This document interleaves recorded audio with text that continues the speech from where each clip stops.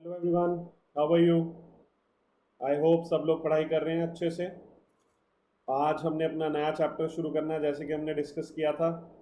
हमारे चैप्टर का, आपकी जो इंस्टीट्यूट की स्टडी मटेरियल है उसमें चैप्टर नंबर 6 है, यूनिट 5, नाम है अकाउंट करंट, पेज नंबर 6.93 है। ठीक है। आप चाहें तो जैसे आईसीआई की वेबसाइट पे मैंने बताया था, आप वहाँ से भी डाउनलोड कर सकते हैं, नहीं तो मैं आपको स्टडी मटेरियल का लिंक साथ में दे दूंगा बायो में। ठीक है ना। चलिए, तो अभी मुद्दे की बात पर आते हैं। हमने क्या करना है अब, अकाउंट करंट पढ़ना है। अकाउंट करंट क्या होता है, इसको पढ़ने के लिए हमें पहले थोड़ा सा वापस 11th क्लास में जाना पड़ेगा। हमें लेजर अकाउंट समझने पड़ेंगे एक बारी कि लेजर अकाउंट क्या होते हैं। ठीक है। किसी भी बच्चे को अगर लेजर अकाउंट नहीं पता है क्या होते हैं, तो वो पहले मुझसे डिस्कस करेंगे, फिर इस वीडियो को देखेंगे। ठीक है। तो लेजर अकाउंट्स कैसे बनाते हैं ये सबको पता हो, ये अज्यूम करते हुए हम चलते हैं और आगे बढ़ते हैं। आपको पता है अकाउंटिंग में सबसे पहला स्टेप क्या होता है। सबसे पहला स्टेप होता है कि आप जर्नल एंट्रीज पास करते हैं। फिर उन जर्नल एंट्रीज को आप लेजर अकाउंट्स में पोस्ट करते हैं, राइट। तो लेजर अकाउंट्स में पोस्ट करते हैं तो हमें पता लगता है कि हिसाब किताब क्या है। तो आपके जो लेजर अकाउंट्स होते हैं वो तीन तरह के होते हैं, आप जानते हैं। रियल, नॉमिनल और पर्सनल। ठीक है। रियल अकाउंट आपके एसेट्स के लिए होते हैं, इसके अंदर एक्सेप्ट डेटर्स, डेटर्स नहीं आते। नॉमिनल अकाउंट्स आपके इनकम्स और एक्सपेंसेस के होते हैं। पर्सनल अकाउंट्स आपके वो होते हैं जिनमें आपने लोगों से पैसे लेने हैं या पैसे देने हैं, बेसिकली डेटर्स और क्रेडिटर्स के। ठीक है। तो अकाउंट का रंग करते समय हम पर्सनल अकाउंट्स पे ध्यान देंगे। ठीक। तो पर्सनल अकाउंट्स के बारे में बात करते हैं। पर्सनल अकाउंट्स बेसिकली क्या होते हैं कि एक व्यक्ति का अकाउंट होता है आपकी बुक्स में, जिसमें यह हिसाब लगाया जाता है कि उस व्यक्ति ने आपको कितने पैसे देने हैं या कितने पैसे लेने हैं। इसको समझाने के लिए चलिए एक एग्जांपल लेके चलता हूं। मैं थोड़ी देर में अकाउंट करंट शुरू करेंगे, अभी एक सिंपल एग्जांपल लेके चल रहा हूं कि मान लीजिए in the books of x एक बंदा है। क्या है इसका नाम, in the books of x. तो बंदे का नाम है एक्स, हम उसकी बुक्स बना रहे हैं। Following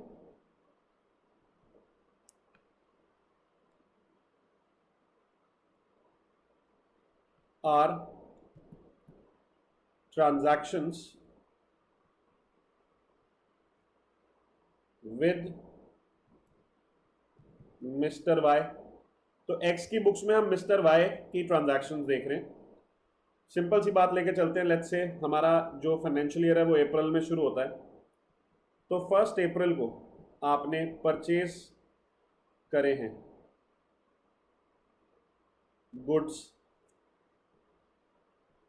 from Y, let's say 2,000 रुपए के।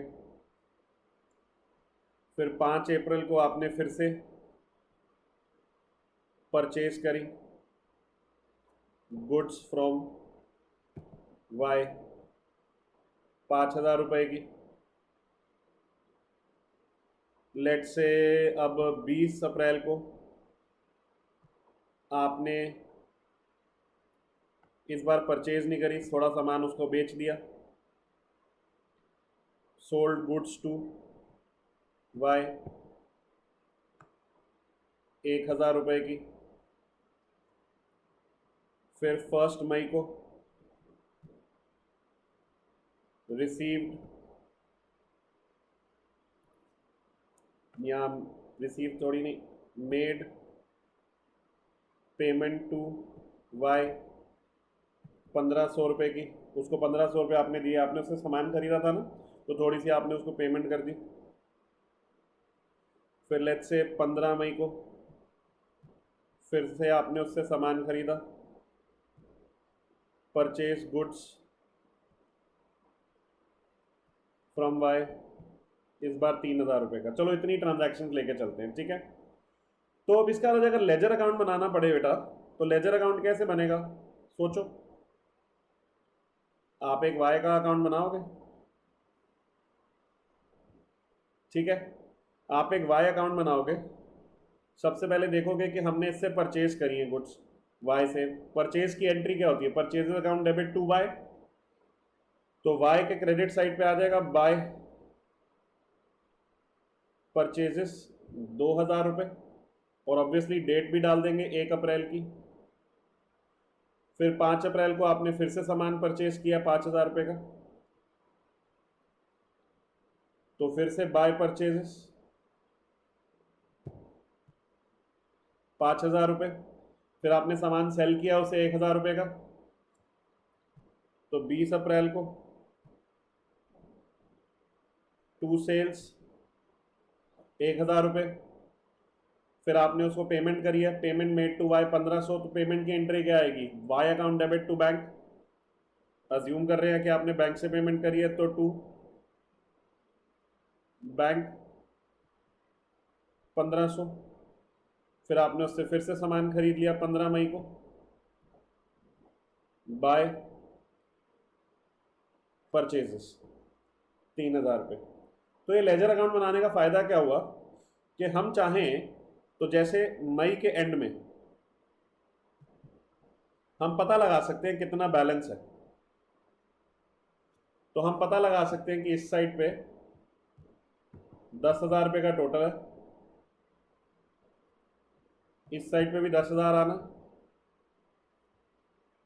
और 8,500 रुपीज अभी भी आपने वाई के देने हैं। ये तो लेजर अकाउंट आ गया, ठीक है, इतना तो आपने पढ़ रखा है। तो ये लेजर अकाउंट का फायदा है कि हमें फाइनल बैलेंस पता लग जाता है आउटस्टैंडिंग। बट बेटा इसके अंदर एक चीज कमी है। अगर मैं आपसे कहूं कि इस एग्जाम्पल में हम वाई पे जब भी सामान खरीदेंगे तो हमें उसको पेमेंट कैश करनी थी, और अगर नहीं करें तो इंटरेस्ट पे करना है @5% पर एनम, और अगर हमने उससे पैसे लिए हैं तो हमें उसको इंटरेस्ट देना है, और अगर उसने हमसे सामान खरीदा है या उसने हमसे पैसे लिए तो उसने भी हमें इंटरेस्ट देना है 5% का। तो इंटरेस्ट तो daily by daily basis calculate होना चाहिए, लेकिन ट्रांजैक्शंस बहुत ज्यादा है, और लेजर अकाउंट में तो मेरे को फाइनल अमाउंट पता चल रहा है, लेकिन इसके अंदर इंटरेस्ट कहां पे पता चल रहा है, नहीं पता चल रहा ना इंटरेस्ट। तो फिर ये जो इंटरेस्ट वाला पोर्शन है ये क्वेश्चन मार्क रह गया ना। तो ये इंटरेस्ट की कैलकुलेशन साथ में करने के लिए हमें एक नई चीज सीखनी पड़ेगी जो होती है अकाउंट करंट। तो अब एक काम करते हैं, लिखते हैं इसकी डेफिनेशन अकाउंट करंट की। लिखते हैं it is a running statement of account in which we calculate the amount due to या due from a person along with the calculation of interest। यानी कि अगर मैं एक लेजर अकाउंट बनाऊं और उसके साथ इंटरेस्ट कैलकुलेशन भी कर दूं, तो ये मेरा अकाउंट करंट बन जाएगा। तो मतलब सीधी सी बात है, account current is nothing more but a ledger account in which we have done interest calculations as well. समझ में आ रही? अब इसको बनाने के कितने तरीके,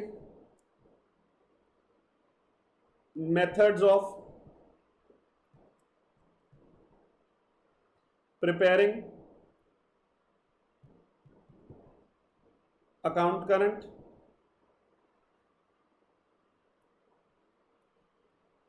हमारे पास कुल मिला के 3 मेथड है अकाउंट बनाने के। पहला है interest on individual transaction method, दूसरा है product of individual transaction method, और आखिरी है प्रोडक्ट ऑफ बैलेंसेस मेथड। ठीक है, अगर मैं आपको इस चैप्टर के बारे में बताऊं तो ज्यादा बड़ा नहीं है, करीबन करीबन 3 क्लासेस इसमें लगेंगी। ठीक है, और 3 क्लास में ये चैप्टर कर लेंगे। पहली 2 क्लास में हम ये 2 मेथड करेंगे। ये 2 मेथड बेटा जी आपस में बहुत रिलेटेड हैं, समझ लो एक दूसरे की मासी के लड़के हैं। ये वाला मेथड अगर आपको एक बारी में समझ आ गया तो दूसरा मेथड आपको मुफ्त में मिल जाएगा बेटा, समझ में आ जाएगा। तो interest on individual transaction method और product of individual transaction method दोनों सिमिलर तरीके के हैं, बस एक स्टेप की हेर है और कुछ नहीं। ठीक है, प्रोडक्ट ऑफ बैलेंसेस मेथड थोड़ा सा अलग बन जाता है, ये हम अलग से लास्ट क्लास में करेंगे। ठीक है, तो आज आपको मैं interest on individual transaction method बताता हूं कैसे करना है। ठीक है, तो हमारी हेडिंग हो जाएगी पहले interest on individual transaction method. Interest on individual transaction method, इसको समझाने के लिए मैं आपको एज यूजुअल प्रैक्टिकल स्टेप्स लिखवाऊंगा जो आपको क्वेश्चन करने में काम आएंगे, और साथ के साथ ही हम एक इलस्ट्रेशन अपनी बुक से करेंगे। ठीक है, तैयार है सब लोग? चलो, आपने अभी सिर्फ स्टेप्स लिखने हैं, क्वेश्चन मैं सॉल्व कराऊंगा। ठीक है, उसको साथ साथ में कॉपी मत करना, जो क्वेश्चन मैं क्लास में करा दूंगा एक बारी घर पे उसकी प्रैक्टिस कर लेना बस। ठीक है ना, क्लियर है? चलो, तो प्रैक्टिकल स्टेप्स हमने करने हैं। Step number 1, draw up a ledger account with 3 additional columns on both sides। Both side माने एक डेबिट साइड होता है, क्रेडिट साइड होता है ना, ऑफ द अकाउंट। अच्छा जी, ऐसा करना है। 1 फॉर ड्यू डेट, एक आपने कॉलम एक्स्ट्रा कौन सा बनाना है ड्यू डेट के लिए? 1 for days and lastly for interest. ठीक है, तो ये आपका पहला स्टेप है। मैं थोड़ा सा जगह छोड़ के मैं एक लेजर अकाउंट बना लेता हूं। ठीक है, लेजर अकाउंट कैसे बनाना है ये बड़े ध्यान से देखना है। आपको पता है एक लेजर अकाउंट के 2 साइड होते हैं, एक डेबिट साइड होता है, क्रेडिट साइड होता है। तो जैसे ये डेबिट साइड है, ये क्रेडिट साइड है। आपको पता है आप जब तक जो लेजर अकाउंट बनाते आए हैं, आप उसके अंदर क्या क्या कॉलम बनाते हैं? एक तो आप बनाते हैं डेट, एक बनाते हैं पर्टिकुलर्स, एक बनाते हैं लेजर फोलियो। वो जर्नल फोलियो जो भी बनाते हैं आप, उसका कोई फायदा होता नहीं है, आपको भी पता है, कोई यूज नहीं होता, मैं बना नहीं रहा। और एक आपका बनता है अमाउंट का। हमें उसके साथ 3 और बनाने हैं, ठीक है ना, एडिशनल दोनों साइडों पे। एक हमने बनाना है ड्यू डेट का, एक हमने बनाना है डेज का,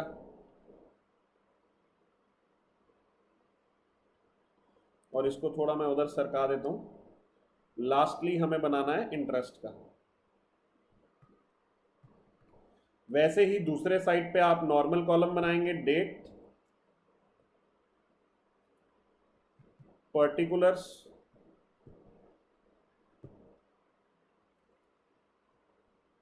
अमाउंट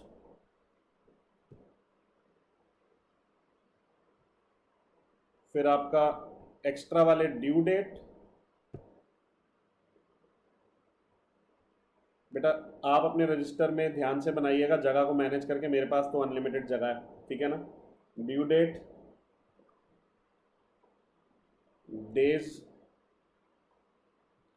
और आखिरी कौन सा है भाई, interest.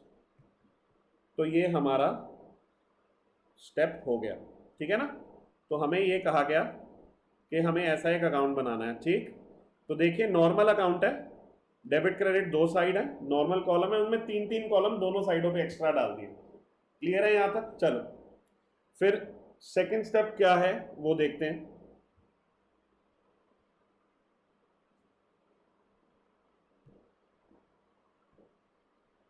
Step 2, write the due date of each transaction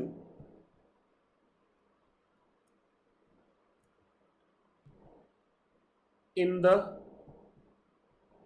due date column, ठीक है जी। तो इसके लिए काम करते हैं, क्वेश्चन साथ साथ में देख लेते हैं। आपका ये यूनिट 5 है, यूनिट 5 आपको ये फाइल मिल जाएगी। इसमें हमने सीधा इलस्ट्रेशन नंबर 1 शुरू करनी है। इलस्ट्रेशन नंबर 1 करनी है, कह रहे हैं prepare account current for Nath brothers in respect of following transaction with Shyam. अब इसमें बड़े ध्यान से बात सुने कैसे करना है, ठीक है। सबसे पहले ना इसके अंदर ये देखना है दोनों पार्टीज का नाम क्या होता है और अकाउंट करंट कौन सी डेट तक का बनाया जा रहा है। कोई भी हिसाब जब आप बनाते हो तो किसी डेट तक का बनाते हो ना, है ना, किसी डेट तक का हिसाब बनाते हो। तो हमें यह देखना है कि कौन सी डेट तक का हिसाब बनाया जा रहा है, ठीक। तो क्वेश्चन में लिखा the account is to be prepared up to 1 फरवरी। तो 1 फरवरी का अकाउंट बनाया जा रहा है। तो ये दो चीजों को स्टार्टिंग में ही ध्यान रख लेना है, एक अकाउंट करंट बना कौन रहा है, किसके लिए बना रहा है और कौन सी डेट तक बना रहा है। ये क्वेश्चन शुरू करने से पहले प्राइमरी इंफॉर्मेशन है जो आपको लिख लेनी है, ठीक है। तो इसको आप लिखेंगे कैसे। अब देखो यहां पे देखो बना कौन रहा है, नाथ ब्रदर्स, यानी किसकी बुक्स बन रही है, नाथ ब्रदर्स की। और वो बना किसके लिए रहा है, किसके साथ ट्रांजैक्शन हो रही है, श्याम के लिए। तो इसको आप कैसे लिखेंगे जरा ध्यान से देखें। यहां पे जब आपका लेजर अकाउंट आएगा आप उसकी जो हेडिंग बनाएंगे वो आप लिखेंगे Shyam in account current with Nath Brothers. समझ में आ रही है, ऐसे लिखना है। यानी जिस व्यक्ति का अकाउंट बन रहा है उसका नाम आगे आएगा, जो व्यक्ति बना रहा है यानी जिस व्यक्ति की बुक्स हैं उसका नाम पीछे आएगा। और आप उसको ऐसे ही लिखेंगे कि Shyam in account current with Nath Brothers, ठीक है। और कौन सी डेट तक के लिए बन रहा है, अप टू 1 फरवरी, ठीक है ना। तो ये डेट ऑफ अकाउंट करंट हो गई कि 1 फरवरी तक का हिसाब कर रहे हैं, 1 फरवरी तक का ब्याज निकालेंगे, ठीक है। इतना समझ में आता है। हमारा सेकंड स्टेप है कि हर ट्रांजैक्शन के आगे उसकी ड्यू डेट लिख देनी है। तो इससे पहले ट्रांजैक्शंस तो लिख लें। तो अभी नॉर्मल 11th वाला काम करना है, आपने सारी ट्रांजैक्शंस को यहां पे लेजर अकाउंट में पोस्ट कर लेना मेरे साथ, ठीक है। चलो तो लेजर अकाउंट में पोस्ट करते हैं। पहली ट्रांजैक्शन क्या है, 16 सितंबर को कह रहे हैं गुड्स सोल्ड टू श्याम 200 रुपए, ठीक है।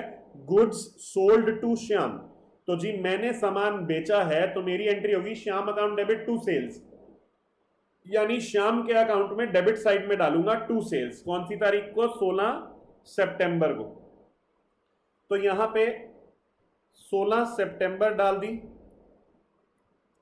टू सेल्स लिख दिया, 200 रुपए, ठीक। चलो आगे बताया हुआ है ड्यू ऑन 1 अक्टूबर, यानी हमने शाम को 16 सितंबर को सामान बेचा और मैंने कहा भाई देख ऐसा है पैसे दे दियो 1 अक्टूबर तक, यानी 16 सितंबर से लेकर 1 अक्टूबर तक मैं उससे ब्याज नहीं चार्ज करूंगा, ठीक है। लेकिन 1 अक्टूबर से अगर वो पेमेंट लेट करता है तो उस पर ब्याज चार्ज होना शुरू हो जाएगा। क्वेश्चन में लिखा है 6% पर एनम में, एक साल में 365 दिन अज्यूम करने, ठीक। तो भाई उसकी ड्यू डेट क्या हो गई फिर, 1 अक्टूबर ही तो हो गई।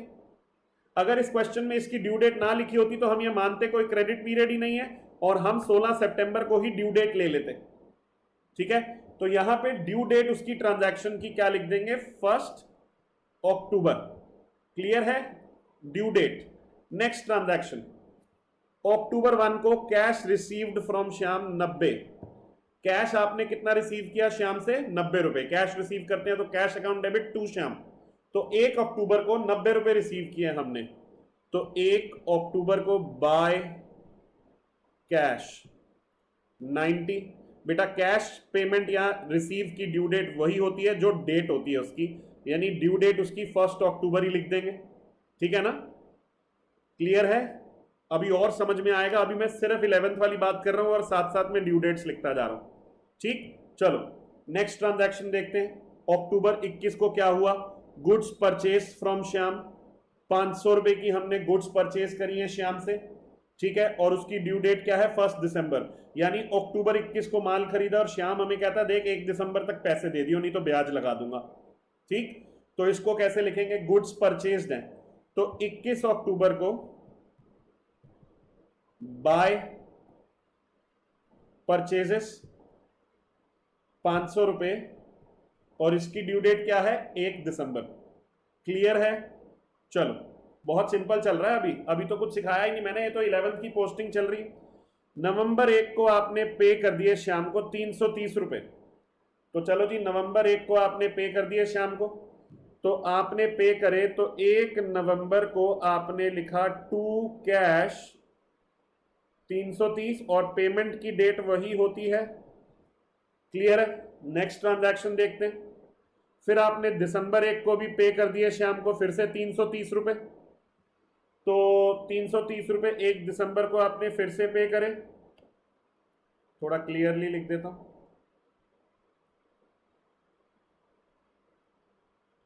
टू कैश डेट वही रहेगी, पेमेंट किया 330 रुपए। फिर नेक्स्ट है दिसंबर 5 को गुड्स परचेज फ्रॉम श्याम, आपने उससे फिर से सामान खरीदा 500 रुपए का और उसकी ड्यू डेट 1 जनवरी है, तो दिसंबर 5 को 5 दिसंबर को बाय परचेजेस कितने का सामान है? 500 रुपए का और 1 जनवरी की ड्यू डेट है। फिर से आपने सामान खरीदा 10 दिसंबर को 200 रुपए का, फिर 1 जनवरी की ड्यू डेट है।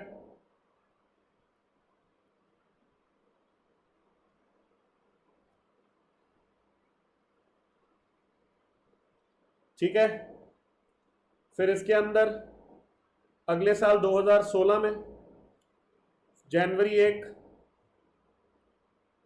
पेड टू श्याम 600 रुपए, आपने 1 जनवरी को उसको पे करे 600 रुपए, तो यहां पे 1 जनवरी को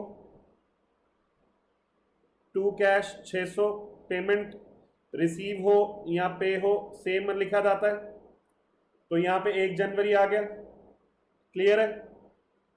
चलो नेक्स्ट आ गया फिर जनवरी 9 को गुड्स सोल्ड टू श्याम 20 रुपए ड्यू 1 फेब, गुड्स सोल्ड है फिर से शाम को और 20 रुपए की सेल करी है, 1 फेब की ड्यू डेट है, तो 9 जनवरी को टू सेल्स 20 रुपए और 1 फरवरी की ड्यू डेट है। यहां तक अगर आप देखें तो हमने लेजर अकाउंट बना दिया। अगर मैं चाहूं तो मैं इसमें बैलेंसिंग फिगर निकाल सकता हूं, अभी पता है अकाउंट की। जैसे मैं क्रेडिट साइड का टोटल करूं 90 प्लस 500 प्लस 500 प्लस 200, तो यहां 1290 आता है, और अगर इस साइड का टोटल करूं तो कितना आता है? 200 प्लस 330 प्लस 330 प्लस 600 प्लस 20, तो 1480, तो 1480 माइनस 1290, 190 रुपये यहाँ पे ड्यू है। मैं इसको रफ लिख रहा हूँ अभी, तो यहाँ पे 190 रुपये ड्यू आते हैं कि मैंने उसके देने हैं, राइट? ठीक है ना? तो ये जो 190 रुपये हैं ये मेरे ड्यू आ रहे हैं।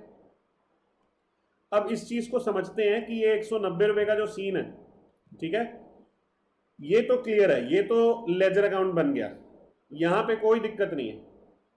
ठीक है, ये 190 शायद इसने मेरे देने, ठीक है। हाँ, अभी टेंशन लेने की जरूरत नहीं है, नॉर्मल हो गया ये लेजर अकाउंट, कोई दिक्कत नहीं आ रही, ठीक। लेकिन अब हमें क्या समझना है यहाँ पे कि इंटरेस्ट कैलकुलेशन क्या करें, इंटरेस्ट कैलकुलेशन कैसे करें। तो प्लीज ध्यान से सुनिएगा, बहुत इजी है। स्टेप नंबर 3 पे जाते हैं। यहां पे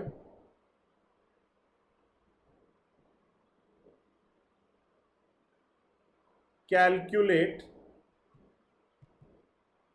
the number of days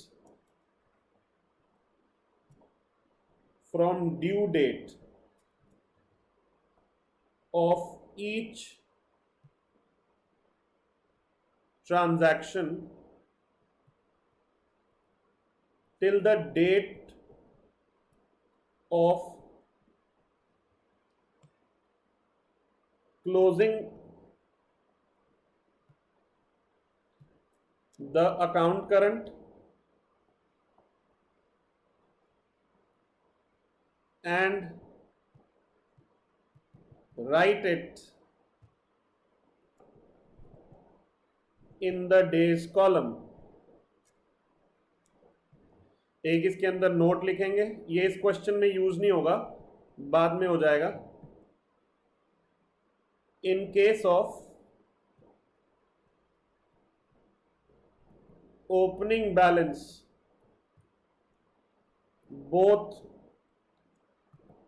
dates will be included करो।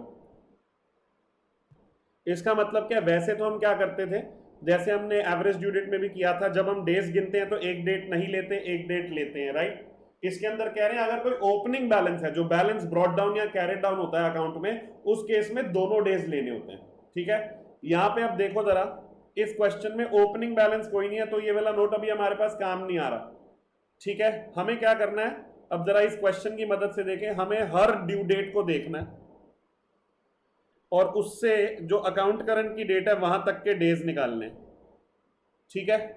अकाउंट करंट की जो डेट है वहां तक के डेज निकालने, और कुछ नहीं करना। चलो मैं रफ में यहाँ पे गंद नहीं मचाता, थोड़ा नीचे लिख देता हूँ। पहली जो ड्यू डेट है वो है मेरी 1 अक्टूबर, और 1 फेब तक के दिन गिनने हैं मुझे, ठीक है ना। 1 अक्टूबर से 1 फेब, अक्टूबर में होते हैं 31 दिन, इसमें से एक ये नहीं लेना है क्योंकि ये ओपनिंग नहीं है, ये balance brought down carried down नहीं है, तो इसलिए 1 अक्टूबर में, अक्टूबर के महीने में हम कितने दिन ले लेंगे, 30, नवंबर में 30, दिसंबर में 31, जनवरी में 31, फरवरी में 1, तो 30, 30, 31, 31, 1, तो 123 डेज लेने हैं मेरे को यहाँ पे। अब मेरे को यही करना है कि मेरे को हर ट्रांजैक्शन के ऑपोजिट पे लिख देना है जो भी हमारा डेज निकल के आ रहा है। कैसे निकल के आ रहा है, अब जैसे नेक्स्ट वाले में देखो, 1 नवंबर से 1 फरवरी तक, तो यहां पे 1 नवंबर से 1 फरवरी तक लिखने हैं। नवंबर में होते हैं 30 दिन, उसमें से एक निकाल दो, 29 दिन नवंबर, 31 दिन दिसंबर, 31 दिन जनवरी, 1 दिन फरवरी। ये नवंबर आ गया, दिसंबर आ गया, जनवरी आ गया, और ये फरवरी का 1 दिन आ गया। तो ये कितने दिन हो गए, 29 प्लस 31 प्लस 31 प्लस 1, ये हो गए 92 डेज। तो मैंने यहाँ पे 92 डेज लिख दिए। अब यहाँ मुझे 1 दिसंबर से 1 फेब तक गिनने, 1 दिसंबर से 1 फेब तक, तो दिसंबर में 30 डेज, जनवरी में 31 डेज, और फरवरी में 1 दिन, तो ये 62 हो गया। तो यहाँ पे मैंने 62 लिख दिया। अब मुझे 1 जनवरी से गिनने, 1 जनवरी से 1 फरवरी, जनवरी में 30 दिन, फरवरी में 1 दिन, तो कुल मिला के कितना हो गया बेटा, 31। फिर यहाँ पे 1 फरवरी से 1 फरवरी में यहाँ पे 0 डेज है। अब क्रेडिट साइड पे चलते हैं, 1 अक्टूबर से 1 फेब तक यहाँ पे भी निकाले थे, वही सेम है, 123 दिन। 1 दिसंबर से 1 फेब तक यहाँ निकाले थे, 62 दिन। 1 जनवरी से 1 फेब तक यहाँ पे ही निकाले थे, 31 डेज, और यहाँ पे 31 डेज। तो यहाँ तक मेरा कॉन्सेप्ट क्लियर हो गया, स्टेप नंबर 3 हो गया मेरा। अब हमने क्या करना है, सिंस इस मेथड का नाम interest on individual transaction method है, तो स्टेप नंबर 4 में मुझे क्या करना है, calculate interest for each individual transaction, इसको मैं शॉर्ट में लिख रहा हूं, तो हमें हर ट्रांजैक्शन के लिए इंटरेस्ट कैलकुलेट करना है। क्वेश्चन में मुझे उन्होंने बोल रखा है 6% इंटरेस्ट है, साल में 365 दिन है। चलो करता हूं, 200 रुपये पे 6%, 123 दिन के लिए ये आता है 4.04। बेटा अप्रोक्सीमेशन ध्यान से करनी है। फिर 330 दिन 90, 330 दिन पे 6%, 92 डेज के लिए ये आता है 4.99। फिर यहां पे 330 रुपये पे 6%, 62 डेज के लिए ये आता है 3.36। फिर यहां पे 600 रुपये पे 6%, 31 डेज के लिए ये आता है 3.06। और यहां 0 है तो ये तो 0 ही रहेगा। फिर दूसरी तरफ चलते हैं, 90 6%, 90 रुपये पे 6%, 123 दिन के लिए 1.82। फिर यहां 500 रुपये पे 6%, 62 दिनों के लिए 5.1। और फिर 500 रुपये के लिए 6%, 31 दिनों के लिए 2.55। और फिर 200 रुपये 6%, 31 दिनों के लिए 1.02। तो ये मैंने सारे इंटरेस्ट निकाल दिए। बेटा देखो, समझने वाली बात करें तो सीधी सी बात है कि 16 सितंबर को मैंने सामान बेचा था, मैंने कहा था 1 अक्टूबर तक पैसे दे दे, ठीक है। अगर उसने 1 अक्टूबर से लेकर 1 फेब तक मेरे को पैसे नहीं दिए, आज हिसाब कब कर रहा हूं 1 फेब, तो अगर उसने एक भी पेमेंट नहीं करी होती तो मेरा 4.04 का इंटरेस्ट लग जाएगा। मान लो इधर और कुछ नहीं है तो 4.04 पे इंटरेस्ट लग जाएगा। लेकिन इसने एक्चुअली 90 रुपए की पेमेंट करी थी 1 अक्टूबर को, तो मैंने इतना इंटरेस्ट जो 90 रुपए से रिलेटेड है वो इसमें डाल के इधर से कैंसल आउट कर दिया। आप समझ रहे हो कैसे ट्रांजैक्शन चल रही है? रनिंग स्टेटमेंट ऑफ अकाउंट है, हर ट्रांजैक्शन के ऊपर यहां इंटरेस्ट चार्ज हो रहा है और जो जो पेमेंट्स है उन पे यहां पे कैंसिल हो रहा है, ठीक है, ताकि नेट इफेक्ट आ जाए टोटल इंटरेस्ट कितना। क्लियर है? तो यहां पे अब अगला स्टेप क्या होगा, step 5, calculate balance of interest and post it on the opposite side in the amount column। मतलब भाई ये जो इंटरेस्ट वाला कॉलम है ये हमारे काम का सिर्फ कैलकुलेशन पर्पसेस के लिए, तो इसका तो पहले मैं कैलकुलेट करता हूं। चलो इंटरेस्ट का दोनों टाइप का टोटल, ये वाला साइड हैवी आएगा 4.04 प्लस 4.99 प्लस 3.36 प्लस 3.06, ये आ गया 15.45, ठीक है।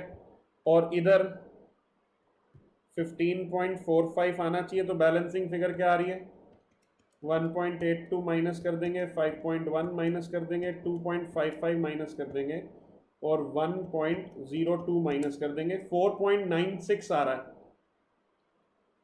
तो यहां पे मैं लास्ट डेट डालूंगा 1 फरवरी, लिखूंगा बाय बैलेंस ऑफ इंटरेस्ट और 4.96 यहां पे लिख दूंगा, ठीक है।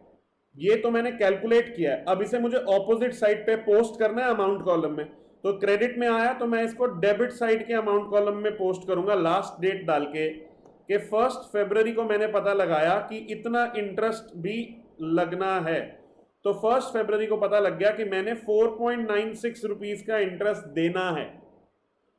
समझ में आ रही है कि नहीं? 4.96 का इंटरेस्ट है जो लग गया, ठीक है ना। तो 4.96 का इंटरेस्ट, इसको ऑपोजिट साइड पे डाला, ठीक है, तो 4.96 का इंटरेस्ट कैलकुलेट होके आया।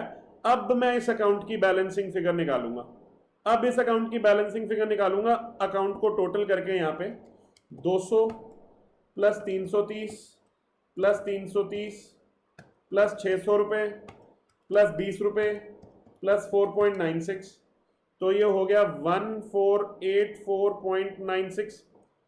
और फिर दूसरे साइड पे मैं निकाल दूंगा 1 फरवरी को ही बाय बैलेंस कैरेट डाउन, ठीक है, बाय बैलेंस कैरेट डाउन 90 रुपये, 500 रुपये, 500 रुपये, 200 रुपये, ये 1290 आता है। 1484.96 में से 1290 रुपये काटेंगे तो 194.96 आ जाएगा।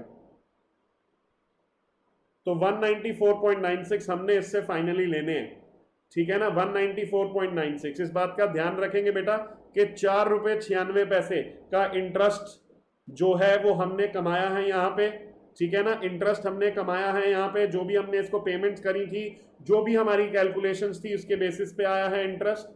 Is that clear? 194.96 का हमारा आंसर बचा। अब इसको मैच करते हैं अपने इलस्ट्रेशन से, देखो जरा, यहां पे आंसर है 4.97 और 194.97, 0.01 का फर्क है हमारी कैलकुलेशन में। वो अप्रोक्सीमेशन में हो सकता है एक आधी जगह इनका और मेरा हेर फेर हो, ठीक है ना, तो इस बात का ध्यान रखना है। बस ये यहाँ पे इन्होंने 5 ले लिया, मैंने 4.99 लिया था, ठीक है ना, बस इतना फर्क है। ये वाला मैंने 4.99 लिया, इन्होंने 5 ले लिया, 0.01 का फर्क है बेटा। आपको समझ में आया कि कैलकुलेशन कैसे करी गई? ठीक है, इतनी सी बात क्लियर है बेटा, तो हम आगे बढ़ सकते हैं। प्लीज इस बात का ध्यान रखें, लेजर अकाउंट बनाना है और साथ में 3 एडिशनल कॉलम कैलकुलेशन के करने, ठीक है, क्लियर है? तो ये कौन सा मेथड था बेटा? ये मैंने आपको स्टेप्स भी लिखवा दिए, 5 स्टेप्स लिखवा दिए। ये कौन सा मेथड था? इस मेथड की अगर हम बात करें तो ये था interest on individual transactions method, ठीक है, interest on individual transactions method, तो ये हमारा मेथड था। क्लियर है? चलो अब आगे बढ़ते हैं।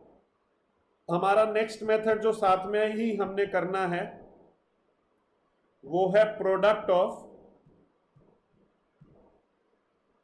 Individual transaction method. मैंने आपसे कहा था ये पहले वाले मेथड का ही मासी का लड़का है, बहुत इजी है, हम इसी क्वेश्चन में थोड़ी सी फेरबदल करके इसे सॉल्व कर सकते हैं। It is just a step change. क्या स्टेप चेंज हो रहा है जरा मैं आपको ध्यान से बताता हूं। इसमें आपने क्या किया, आपने हर ट्रांजैक्शन के लिए अलग अलग इंटरेस्ट कैलकुलेशन करी, जो थोड़ा सा मेहनत वाला काम हो रहा था। इसके अंदर अगर हम एक स्टेप बदल के शॉर्टकट मार लें तो मेरा नेक्स्ट मेथड बन जाएगा। कैसे? एक काम करता हूं, चलो मैं इसको मिटा देता हूं, सारी इंटरेस्ट कैलकुलेशन मिटा रहा हूं मैं, चलो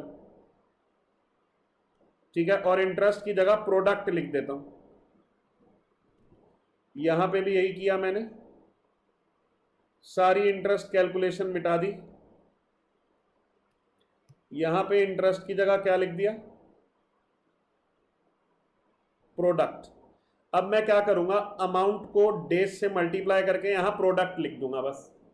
तो जैसे 200 इंटू 123 करूंगा 24,600 आएगा। फिर 330 इंटू 92 करूंगा तो 30360 आएगा। फिर 330 इंटू 62 करूंगा तो 20460 आएगा। फिर 600 इंटू 31 करूंगा तो 18,600 आएगा। और 20 इंटू 0 करूंगा तो 0 आएगा। दूसरे तरफ करता हूं 90 इंटू 123, 90 इंटू 123 ये 11,070 आया। फिर 500 इंटू 62 ये 31,000 आया। फिर 500 इंटू 31 ये 15,500 आया। और 200 इंटू 31 ये 6200 आया, ठीक है। अब मैंने क्या करना है, बैलेंस ऑफ इंटरेस्ट निकालने की बजाय यहां पे बैलेंस ऑफ प्रोडक्ट निकालना है। बैलेंस ऑफ प्रोडक्ट निकालना है। इस साइड के प्रोडक्ट्स का टोटल कर देता हूं, डेबिट साइड के, हैवी है ना, 24600 प्लस 30360 प्लस 20460 प्लस 18600, ये आ गया 94020। और फिर इसमें से मेरे को यहां पे भी 94020 ही चाहिए, तो 94020 यानी 11070 माइनस करना ना इसमें से। 94020 में से 11070 माइनस कर दिया, 31000 माइनस कर दिया, 15500 माइनस कर दिया और 6200 माइनस कर दिया। ये आ गया बैलेंस ऑफ प्रोडक्ट 30250। अब आपने क्या करना है बेटा, आपने 30250 पे 6% पे एक दिन का ब्याज निकाल लेना। एक दिन क्यों, क्योंकि हमने सारे डेज कॉमन ले लिए, मल्टीप्लाई कर दिया है। तो 30250 इंटू 6% डिवाइड बाय 365, आपका आंसर आ रहा है बेटा 4.97। जो हमारा पहले भी आ रहा था वो 4.96 आ रहा था, यहाँ 4.97, 0.01 का डिफरेंस। आपको वही प्रोडक्ट जिस साइड पे आता है उस साइड के ऑपोजिट साइड पे आप पोस्टिंग करेंगे इंटरेस्ट की, तो वही यहाँ पे 4.96 ही रहने देता हूँ और सेम बैलेंस आ जाएगा। तो अगर आप देखें तो interest on individual transaction method और product of individual transaction method दोनों में बिल्कुल कोई खासा फर्क नहीं है। क्लियर है बेटा जी, समझ में आ रही है इतनी सी बात, ठीक है। इसको ध्यान में रखना है कि ये क्वेश्चन कैसे कैलकुलेट हो रहे हैं। सिंपल है, लेजर अकाउंट है, लेजर अकाउंट के दोनों साइड, क्रेडिट साइड और डेबिट साइड दोनों साइड एडिशनली सिर्फ आप 3-3 कॉलम ऐड कर रहे हैं। 3-3 कॉलम ऐड करने का क्या फायदा हो रहा है, आप इंटरेस्ट की कैलकुलेशन साइड बाय साइड कर रहे हैं। इस बात को समझना बहुत जरूरी है कि आप इंटरेस्ट की कैलकुलेशन साइड बाय साइड कर रहे हैं, ठीक है। आप याद रखें इसका कॉन्सेप्ट क्या है, आप हर ट्रांजैक्शन के साथ इंटरेस्ट कैलकुलेट करके लगाते हैं, ठीक है ना। अब जैसे यहां पे देखो ना, यहां पे इसने 31, अरे कहां गया, एक बारी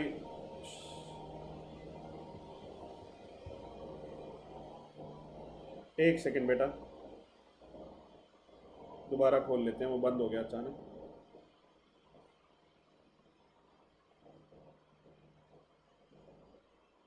हाँ जी, तो यहाँ पे देखें, आपने यहाँ पे परचेज किया 21 अक्टूबर को और 1 दिसंबर को आपने कहा कि चलो हम पेमेंट कर देंगे, तो 1 दिसंबर से 1 फरवरी तक 62 डेज बनते हैं।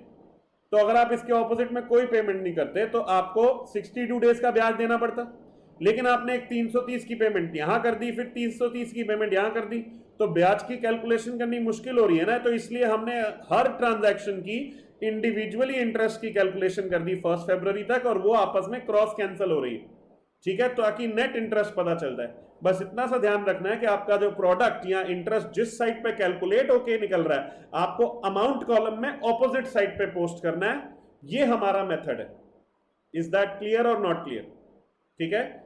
एक बात मैं आपको बता दूं कि आपके जो मेथड्स हैं, methods of preparing account current,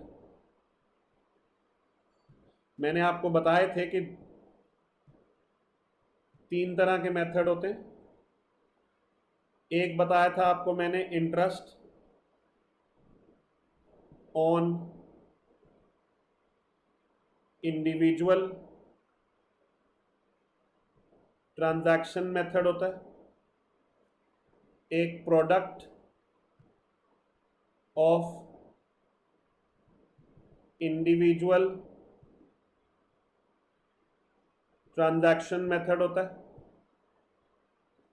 और फिर एक आपका प्रोडक्ट ऑफ बैलेंसेस मेथड होता है, ठीक है ना। इन दोनों के आगे 2 तरह के मेथड होते हैं। मोस्टली तो हम यही करेंगे, ये तो हमने सिर्फ सीखने के लिए करा। आपको भी पता है हर ट्रांजैक्शन में इंटरेस्ट निकालने का फायदा ही नहीं है, सीधा प्रोडक्ट निकालो ना, शॉर्टकट मारो। क्वेश्चन में अगर लिखा होगा इंटरेस्ट से करना है तो करेंगे, नहीं तो हमेशा प्रोडक्ट से करेंगे। इन दोनों के दो मेथड होते हैं, एक होता है फॉरवर्ड मेथड, एक होता है बैकवर्ड मेथड।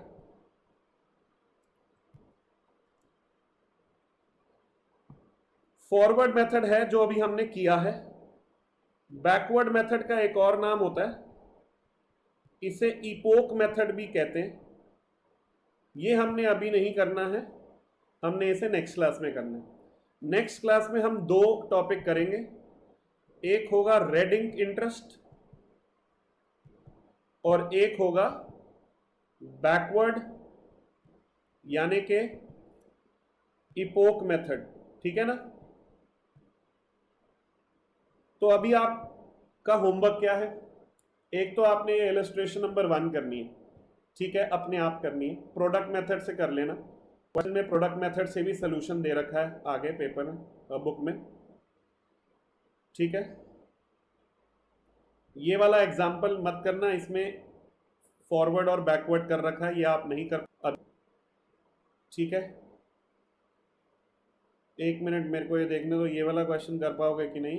31 अगस्त है, जुलाई जून, हाँ ठीक है। तो ये वाला आपका होमवर्क है, इलस्ट्रेशन नंबर 2। तो इलस्ट्रेशन नंबर 1 और 2 दोनों आपने अपने आप करनी है, ठीक है। अभी बेटा चैप्टर थोड़े आपके इजी वाले शुरू कराए हैं मैंने, थोड़ा आराम से पेस पकड़ेंगे धीरे धीरे। अभी आपकी क्लास की ड्यूरेशन भी थोड़ी कम रखता हूँ ताकि आपको ज़्यादा प्रेशर ना स्टार्टिंग में लगे, फिर धीरे धीरे इस ड्यूरेशन को बढ़ाते भी जाएंगे बेटा। ये क्लास 1 घंटे से ऊपर, सवा घंटा, 1.5 घंटा तक भी जाएगी, ठीक है ना। तो चिंता मत करो, धीरे धीरे पेस बढ़ाते चलेंगे और धीरे धीरे आगे बढ़ते चलेंगे। बस साथ में होमवर्क करते रहो और जैसे ही होमवर्क करो मेरे को ग्रुप पे इन्फॉर्म भी कर दो, ठीक है। ध्यान से इस बात का आपको याद रखना है, ध्यान रखना है और पढ़ते रहना है, ठीक है ना। बिल्कुल भी लथार्जिक नहीं होना है, ठीक है, आपको पढ़ाई करनी है। ऑल राइट, चलो, थैंक यू।